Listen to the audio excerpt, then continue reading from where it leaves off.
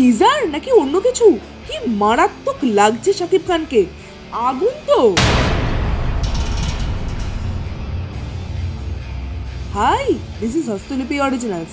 এখন আপনাদের সাথে শাকিব খানের নতুন ছবি বরবাদের টিজার নিয়ে আলোচনা করব।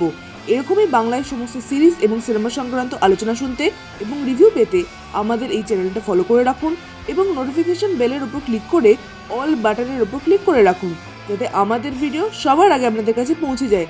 আর শাকিবিয়ানরা অবশ্যই আমাদের চ্যানেলটা ফলো করে রাখো। তাহলে চলুন ভিডিওটা শুরু করছি। Hastolipi Originals, the ultimate filmy dose.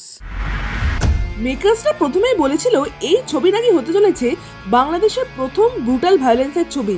Teaser দেখে এটাই প্রমাণ পাওয়া যাচ্ছে। কি প্রেজেন্স শাকিব খানের, দুর্দান্ত লাগছে শাকিব খানকে। যা সোয়াগ দেখিয়েছে ছবিতে তার বলার অপেক্ষা রাখে না। টিজার দেখেই যদি এরকম হয়, ছবিটা দেখে না জানি কি হবে। আগে ভাবতাম রায়হান রাফি ছাড়া শাকিব খানকে এইভাবে কেউ প্রেজেন্ট করতে পারে না। এখন তো দেখছি হৃদয় অর্থাৎ যে ডিরেক্টর, সে অসাধারণ কাজ করে দেখিয়েছে। এছাড়াও ইধিকা পাল, যিশুকে কি বলবো, এত দুর্দান্ত লাগছে। ছবিটা দেখার জন্য তো সময় অপেক্ষা করতে পারছি না। এই ছবিটা এখানে যদি রিলিজ হয় তাহলে না জানি কি হবে। আমি তো অপেক্ষা করে থাকতে পারছি না এই ছবিটা দেখার জন্য।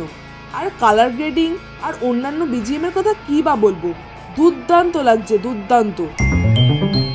আর শাকিব খানের কথা কি বা বলি, তিনি যে ব্রুটাল ক্যারেক্টার পেয়েছেন এই ছবিতে, তা তিনি ফুটিয়ে তুলবেন তার বলার অপেক্ষা রাখে না।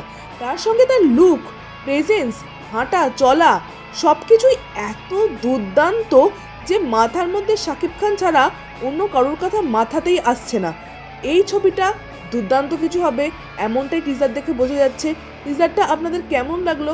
যদি না দেখেন অবশ্যই দেখে আসুন এই ছবিটার টিজার, আর কমেন্টে লিখে জানান আপনাদের এই টিজারটা কেমন লাগছে। আর আমাদের এই ভিডিওটা লাইক করতে মিস করবেন না প্লিজ।